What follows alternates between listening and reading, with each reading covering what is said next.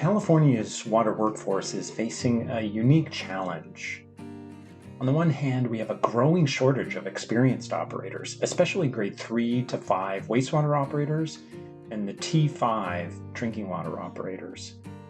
Yet this remains one of the toughest industries for new people to get their foot in the door. In this episode of Waterworks California, we talk with 3 top operational leaders about the growing workforce squeeze, as they call it, the challenge of landing that first job, and steps you can take to get into this industry. We want to be honest and real. Getting into water is not easy. You'll need the education, the certifications, and a strong support network. You may need to apply to a lot of jobs before you land that first one. But once inside, it is an endless garden of career opportunities. Agencies will pay for your training, your certifications. Some even provide tuition reimbursements so you can get your bachelor's or master's degree. And there are endless promotional opportunities once you get those higher certs, because as we discussed, everybody's retiring. So how do you choose which career path? Ask questions, be curious, take tours, talk with the chief plant operator, and explore water and wastewater videos online to see what you like and you don't like about each career path. Because the shortage is real. Certification pass rates for higher grades are low, and the workforce is rapidly retiring. So as you can see in this chart, the pass rates for wastewater grade 3 are extremely low. And in this chart, you can see pass rates for T5, the drinking water certification, are very low. We do need you, even if it's not going to feel that way at first. Today, we're going to dive into these topics with our panel, including Caleb Wheatley, Chief Plant Operator at an advanced water treatment facility in El Segundo. Sean Powell is a wastewater Chief Plant Operator on the Central Coast. And Michelle Berens is a drinking water treatment plant manager in San Diego County. First question we had is, what is your water story? How did you get into this? So my story, it starts when I was in high school. I actually had the privilege of taking a free class that was offered to me at a youth center, and it was given to me by a past CPO who actually now runs the education program for San Bernardino State, or San Bernardino Community College, which many of us know are Melita Caldwell's. She gave me a free class, and as we went through that class, I saw the salaries. I was like, "You're really gonna pay me that much money to watch?" I'm like, literally, I'm gonna watch a turd flow through the tank, and I'm gonna get paid that much. Like, okay, why not? Let's try it. So I kept my options open. I was trying to do 2 different things. I was trying to do what my dad did, as well as pursue this route. This route actually ended up happening first. So I took advantage of high school, took as many college classes as I could because I would get them for free because I was in high school still. And then once I graduated and turned 18, I started volunteering. And then eventually one thing kind of led to another. I was hired in at the Orange County Sanitation District, where I spent about 5 years there. Then I went to Eastern Municipal Water District for a short period of time, Western Municipal Water District, City of Riverside, and now currently where I'm at on the contract side, which is Veolia Water North America. So I'm here at the El Segundo facility right now. So that's kind of a little bit of my story on how I started. It all started with one free class that I took, and then from there, the rest is history. Each time that I move, I've always jumped up in the scale as far as positions and opportunities go. I saw the importance of needing a cert at a very early age. So I think by the time I was 25, I had my grade 5. Yeah, it's totally random, some of these career paths. So that's why we encourage you to keep going. What was your dad's industry? So my dad, it's a funny story. He's on the opposite side of me. So he works for the USDA food inspection. So he sees food when it goes in. I see it when it comes out. So yeah, exactly. So two different directions, but that side, or the side that I'm on now, was the side that I got the opportunity first. And since then, I've just ran with it. Yeah. In wastewater, we all think we're funny. So we like to say we are in the food industry. One of these days on your tour, you'll have to ask the operators about corn and tomatoes. That's for another day. We feed the bugs Happy Meals every day. That's right. It's just a big zoo. Well, our next panelist, Michelle Berens, down in San Diego County. We're going to switch to the treatment side of our operations story. Michelle, what is your story? How did you get into water? So I have an engineering degree. I started in private industry with Montgomery Watson Harza. Some people may know of that engineering consultant. Um, I spent the first 12 years of my career with them, and in the mid 2000s, I was assigned, I was working on a construction site that was upgrading and expanding a surface water treatment plant here in San Diego. I was doing resident engineering and inspection on that site, and my boss assigned me startup engineering duties as these systems came online. So at that point, I was spending 40 hours a week with the operations staff there, and really just fell in love. I knew that this is what I'm meant to be doing, the operation side as opposed to the engineering side. So after that, I kind of just aimed my career towards operations, and got a job up at a military base up here that was doing, they were adding a reverse osmosis treatment plant and upgrading a iron and manganese removal plant, and they needed a startup engineer and operator for that. So that's how I kind of got into the operations, just operations, and eventually came to my current employer. They had an operations supervisor job open that I put in for and was successful. So now I started as a water operations treatment operations supervisor, and then moved over to the distribution system side of the house for 6 years, and now I'm back at the water treatment plant as a manager. And funny story how things work out, and it's a small world.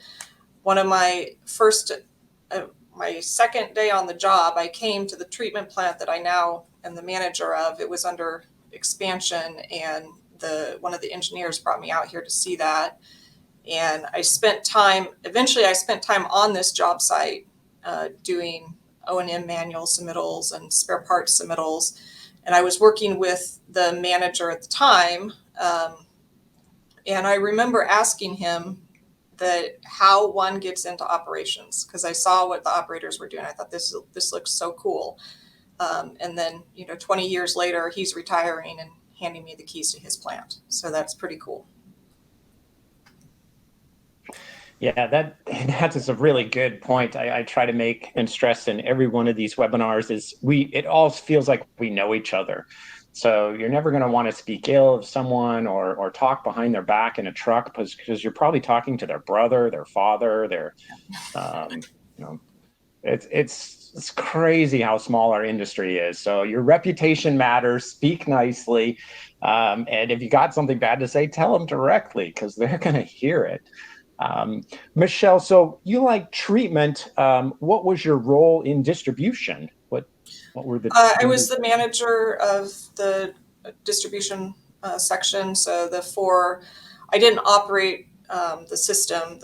We have 4 system operators that was kind of their responsibility. But I was doing, from the regulatory standpoint, and we're going to be part of a surface water augmentation project, and did a lot of work, like modeling our hydraulic modeling of the reservoir, participating in all that stuff. And now we're to the stage that we're getting into the operations plans and the monitoring plans for that project. Neat. Yeah, a lot more water reuse. If anyone's seen the Colorado River, it's not doing well. So a lot of us are putting in fancy reuse, which is more technology, more jobs, more engineers. And I think Michelle's point about your degree is going to give you a great foundation, but the diversity of degrees we see is incredible. So she's in treatment and distribution within engineering. I've seen geologists in pretreatment. What are some of the other interesting degrees? The other thing I'd say about degrees is this is how I got here. I kind of fell into it and discovered it happenstance, but you don't have to have a 4-year degree to get into this work, and you certainly don't have to have an engineering degree. It does give a good foundation, and I'm very thankful for the time I had in engineering, because it, I've met a lot of the people in this industry here, but you can do this with water specific education. So. Yeah, that's the Sac State and carry books we'll talk about in a minute can get you in here. And the other reason of this beautiful garden of being employed by an agency or a firm is they'll pay for a lot of this stuff. So they start to pay for your certification. They're going to send you to training, like Michelle said, and conferences, and they're going to even some provide tuition reimbursement. So they really want to help you get your bachelor's, or overachievers. Some people get their master's, and they'll help you pay for that. All right, the one and only Mr. Wastewater Enthusiast, Sean Powell. Great to have you here. So you're collecting them all. You've got the wastewater 4, the distribution 3, the treatment 2. How did you fall into this wonderful business? Yeah, it was. Thanks for asking. Thanks for having me. And it's funny. I was traveling. I'm a college dropout. To segue into Michelle's point, anybody can get in as long as you have a high school diploma or equivalent. I never finished college. I couldn't sit still. It was really hard for me to sit there. And so around the time of the financial crisis, I was in Virginia. That's where I grew up. And I kind of just dropped everything I was doing and started to work seasonal jobs for state parks. And I found myself in 2010 on Angel Island in the San Francisco Bay, just hopping around. And that's when I fell into it. I knew without formal education, I had some skill, some plumbing, some, this thing or that, so a little bit of electrical, but I needed to specialize in something. And I met the chief plant operator there, who became a friend and colleague. And I was in his office one day just chatting with him, and he had these certificates hanging on the wall, the T2, D2. And I was like, what's that? And he explained, how he became he's also not college educated. And he explained that, he makes a livable wage. He like middle class kind of lifestyle as a high school, educated guy. And it was because of those certificates. And then he told me about the wastewater certificate over at the plant.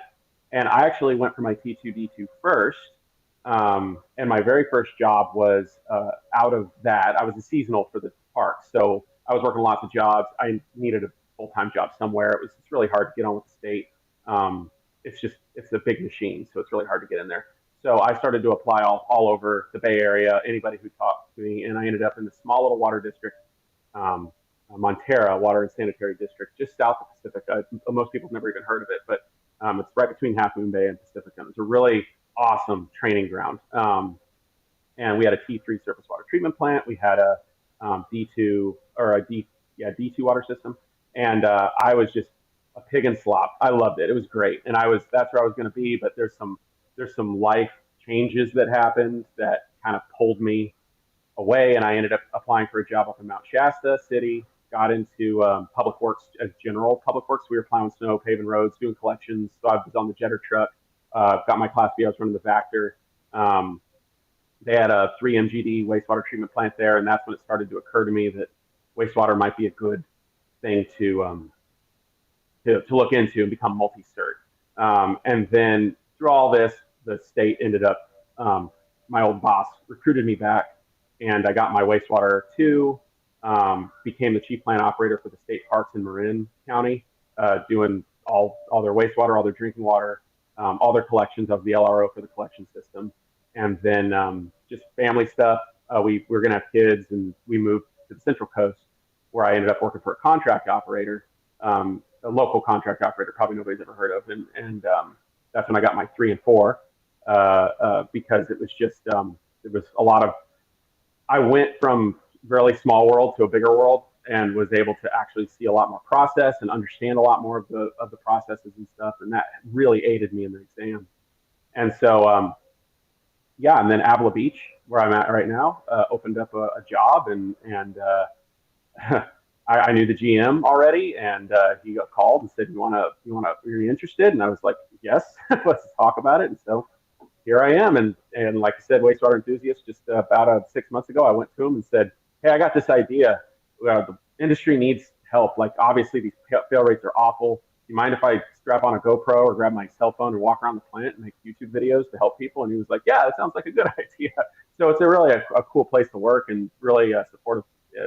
Everything's great. But yeah, that's my story in a nutshell as a college dropout, and just a wandering kid that somebody was nice enough to take me under their wing and show me the ropes. And here I am, 15 years later. Sean, I envy your commutes, man. I mean, Angel Island, nice. Berens. You've worked in some of the most beautiful places in our state. But again, we can be blunt honest because we're just here as water professionals sharing the knowledge. And one of the things to know is some of our starting salaries are not great. It is one of the things our industry needs to start on, but I don't think the state pays very much, Sean, starting out. But so $12 an hour, I was getting sprayed with sewage in lift stations. And that's when I was like, something's got to change. Like, I'm working way below my pay, what I'm worth. And that's when I started looking out. I would have stuck it out if they would have upped my pay. And trust me, I tried. But when I returned to the state, on paper, this is why the state has such a hard time hiring water and sewage plant supervisors and operators, and why I was able to literally waltz right in, is because on paper, it doesn't seem like they pay a lot. And this is a great tip for anybody watching. The state parks in particular, CAL FIRE, CDF, and the hospital, they are desperate for operators. And so when I came back, my base salary was, I think, $70 a year, which in Marin County is actually in the poverty line. But I got a house for $300 a month in a state park. So that's an unknown advantage that people don't really understand. And so when I was working those multiple jobs to make it as a seasonal, making $12 an hour in the Bay Area, I also had really subsidized rent in a room at that park. So I was able to make it work where I wasn't like, living in a cardboard box under a bridge anywhere. It was doable, but it was tough. But I lived as though I had no real mortgage because the state housing was such a solid deal. So that is something we really struggled with recruiting operators with the state, is they didn't see that housing benefit. They saw $70,000 a year in Marin. Get out of here! I'm not working for that. And so yeah, it looked really low. But my very first job, I rented a room. So when I was in Montera, I made $50,000. Now I got $30,000 a year in OT and on call. But that's not, you can't count on that. You don't know when the tree branch is going to hit the wellhead. True story, that happened. So you don't know when you're going to be on those all-nighters. They're not reliable. So I had to look and say $54,000 a year. So I was renting a 10 by 10 room in Pacifica for $800 a month. But it was worth it because I saw the potential. I knew if I got past that hump and got into the upper echelons, I would be in a good spot. But yeah, you're absolutely right. I think we should address entry-level wages. Yeah, and feel free anybody to weigh in, but particularly wastewater, so that's Caleb and Sean's side, requires the OIT. That's the 1800. Many of the operators know that can be brutal to get, including just volunteering your time. And no one can tell you what's right for you. But the most common advice, again, as a communications person who works on the workforce recruitment, is get any job you can, volunteer from whatever you can, because when you start to get on Caleb and Sean's path, it's a golden ticket, and it really does pay off those early hard days. And we even tried to get that removed, but many of the operators are like, no, I went through it. we're gonna keep the 1800 hours. And it does teach you quite a bit, because the chief plant operator is your mentor and helping you through it. So, take that as a piece of advice. Get any job you can. Look at unusual places like private operators, states, parks, food processing plants. There is just a range. You can go for mechanical labor, even mowing the grass sometimes will slowly pay off. Yeah. And I got one more small thing to add. Sorry, Michelle. I'll just go real quick. And Caleb, I don't know if you know this or not. You probably do.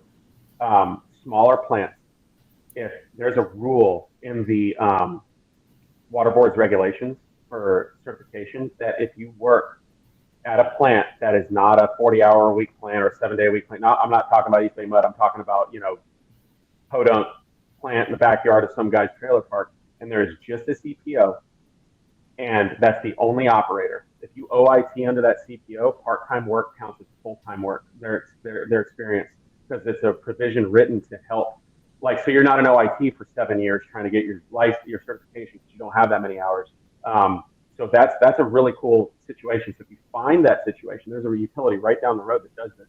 They'll bring in one OIT at a time, and they'll certify them and then send them out the door. And it's really great feeder for the local utilities like Pismo and Slow and Rio Grande and all those guys. So anyway, just wanted to throw that out there. Sorry, Michelle, I spoke over you. Yeah.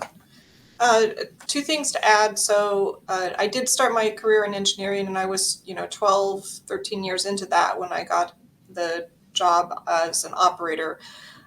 So I did take a pay cut to do that. I took about a 25% pay cut to do that, but I knew that this is where I wanted to be and that it was going to lead to the opportunities I wanted. And certainly I've more than made up for that pay cut at this point. So I would,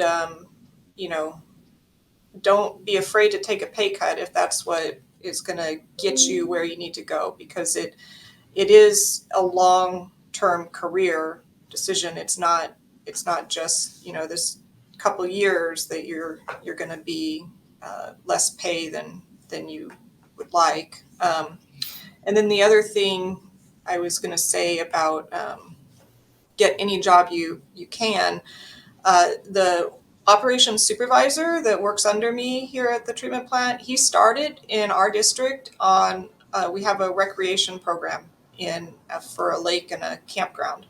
And that is where he started. And from there, he got a job as one of the utility crew members, and eventually came over. We have a trainee program where we'll take T2 folks and, get them the training they need and the hours they need to get that T3. And then, the hope obviously is that we're kind of home growing our operators here at the treatment plant. But he started at the lake, went to the utility, went through the training program, was an operator for a number of years, and now he's the supervisor.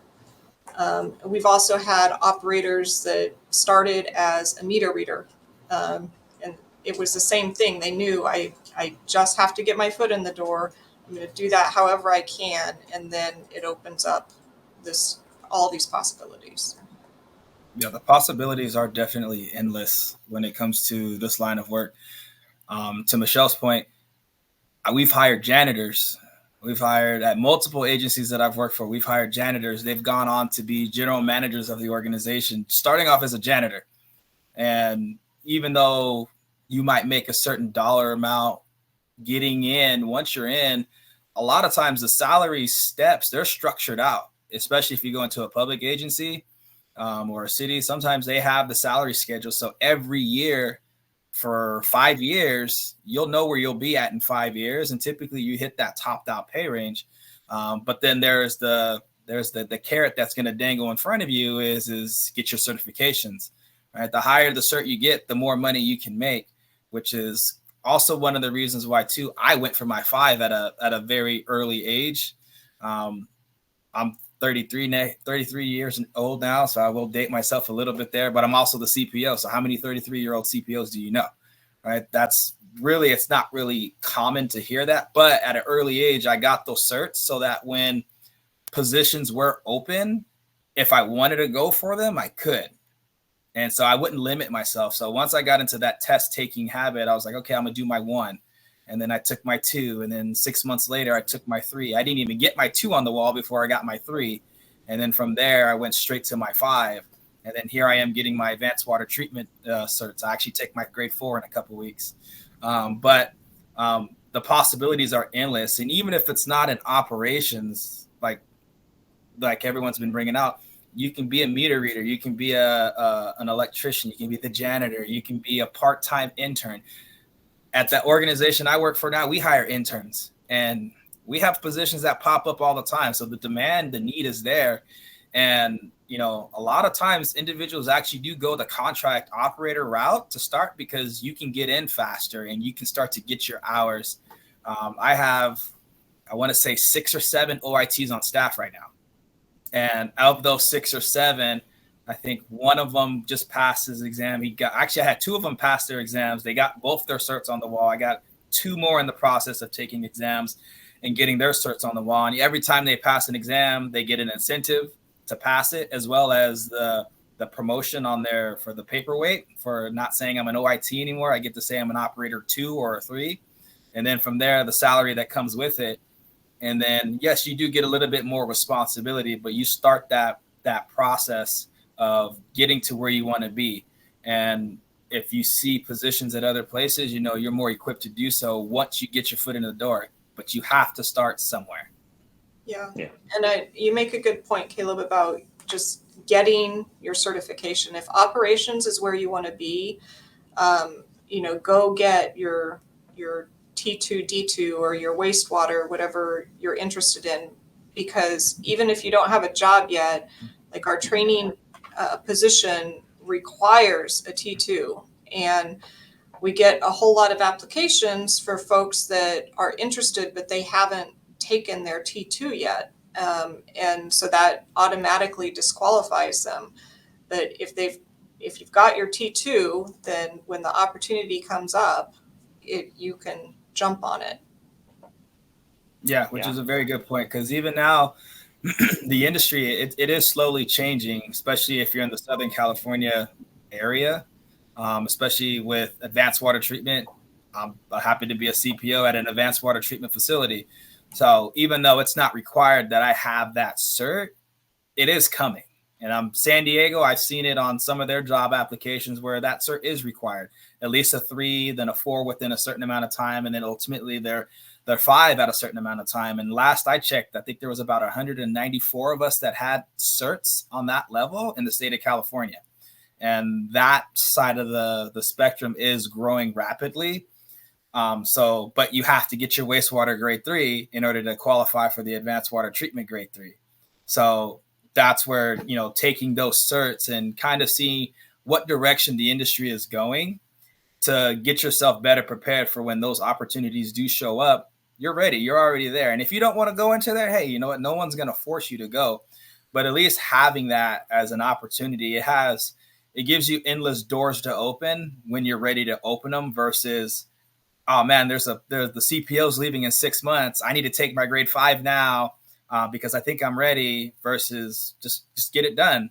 That way you already have it. You don't have to worry about taking the test anymore. You get all those things ironed out and out of the way so that when those opportunities do show up, you're ready to go if you decide to choose to go that route.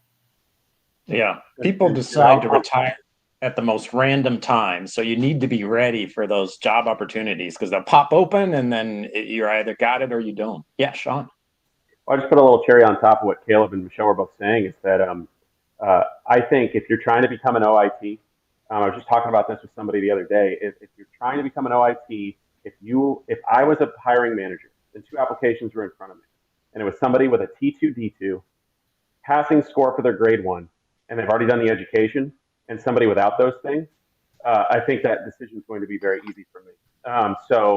If you've already shown that you can pass the state exam, you've already got the education, because that's really all an OIT certificate in California is that you've got the education and a CPO signs your duty statement and sends it in to the water board. So I get a lot of questions about how do I become a certified OIT. You need to be in a plant to be a certified OIT. It's nothing you can go get. That's something that's up to the chief plant operator.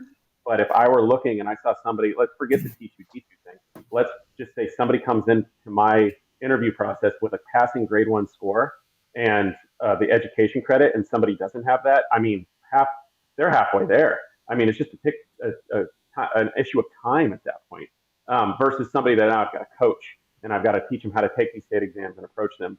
So that's another little tidbit. If you walk into an interview with a passing grade 1, you're in a better spot. Nobody can guarantee anything, but that's not a bad place to be. Yeah. Absolutely. To add to what Sean was saying there on that, there's also stipulations and that go into your job offers that says that you will get this cert within X amount of time. So don't wait to the point of, okay, I'm going to wait till I get hired and then I'll pass the exam later. Typically, most organizations, they give you 12 months. 12 to 18 months is kind of typical where it goes. So to Sean's point, when I see people who I have to interview and I see a person with a passing score and a person who doesn't have it, it's kind of like, well, do I want to spend 18 months trying to train this individual, get them up to speed? And it's not just me, it's the other operators that I have on staff. That am I going to essentially waste their time with somebody who hasn't passed an exam? And then that's where that decision kind of also starts to weigh not so much of your favor. And even I will say this, on the contract ops side, we're a little bit more lenient. So we don't necessarily require passing scores. I will say that, because the industry is struggling as it is. So we're just like, if you got the education, just apply. If we like you enough, we're going to bring you on. But here's the rule. Here's the stipulation to that as well, which I've encountered this, especially being the CPO where I'm at now. I had an individual on my staff who was an OIT for almost 3 years. State of California, if you do not pass your OIT or grade 1, you cannot renew your OIT cert in the state of California. And that's not just at the facility that you work at. That's just in period in general. Once you meet the hour requirement, that's it. So you would have to pass the exam before you can even reapply to get a job. So that individual almost lost their job. They passed it on the last opportunity. But that's kind of the point of why, you know what, when you're in the education mode, take the grade 1, at least the grade 1. The grade 1 is like the easiest. We'll say it's the easiest for us, but somebody coming in, it might be a little bit much, but it is one of the easier tests to do. The grade 1, that's like the biggest door that you can open, and you can run very far with that one door. So there you go. So certifications are just a reality in the water profession. It's, you just do it and collect them all if you can. So go ahead. I've opened up Q&A. You can add your questions about certifications. Again, there's any question is possible. We've seen them all. Don't hold back. I want to switch to something fun, because, you know, we do have fun in this industry and like to do great things. And that is the scale and size, or the innovation that we build into some projects. So we'll go backwards this time. We'll start with Sean. What's been your favorite new build or technical innovation that you've implemented at the plant? Oh, you're on mute. Sean, you're on mute. There you go. Technology stuff. The thing I'd say, so the most fun thing I personally implemented is automating our dechlorination at the effluent point, because we had people coming in here just to take a total chlorine residual, like you don't need to have anybody coming in here on a Saturday. And so it saved the district a lot of money by actually putting in the controller, putting in the PID programming for SCADA, working with everybody on that, putting in the ORP, and having the bisulfite pump work off of that. But that's just a personal thing I did. I think the thing I was most excited to be a part of on a build out was commissioning our membrane bioreactor. That was a lot of fun. So I was there when they brought it in. It was a package treatment plant. So they brought it in 4 pieces and assembled it. They assembled it down the road at a manufacturing facility and then shipped it in. And then, so I worked with the contractors on site prep, and then having the entire plant grounds ripped to shreds. And you're walking around, it's just, everybody's in each other's way. And then actually seeing that project all the way from inception to commissioning, and then working and pre-commissioning with the manufacturer representative out here, you know, with all the problems that we had, and, you know, nothing worked. And then, you know, seeding it. The first time we discharged and it looked like drinking water, which, you know, this is a trickling filter plant historically. So to see that non-detect BOD, non-detect TSS coming off those membranes, and we're talking influent comes in of a primary clarifier, which we all know is, well, a primary clarifier effluent is pretty gross still. And it comes out, it goes through the extended aeration process, and it comes out off those membranes with no other treatment.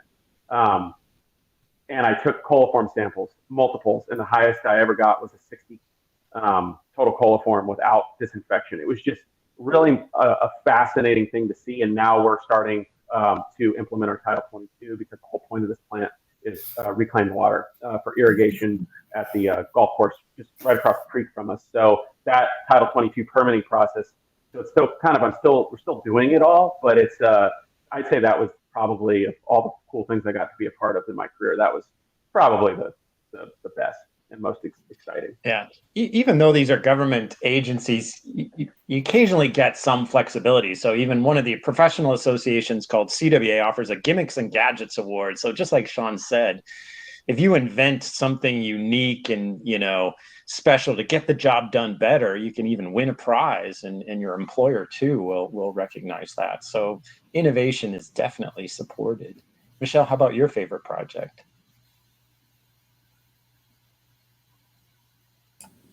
Sorry. So I'm going to cheat and give you two. So when I was doing the startup engineering at the conventional surface water treatment plant, much like Sean just said, startup is amazingly fun. It can be stressful because, nothing works when you first turn it on, but to get to see that plant literally built from the ground up. I saw the hole dug and, the slabs go down and all the equipment go in, and then get to help start all that up and get all the bugs worked out and get things operating smoothly was just incredibly rewarding and awesome. I get a little bit of that when we do plant shutdowns here and we, bringing stuff back online after a shutdown. So you still get a little bit of that, not the same scale, obviously. And then since I've been in operations, solely in operations, one of my first big assignment here was developing a training manual for new operators. And I am a bit of a documentation Nazi.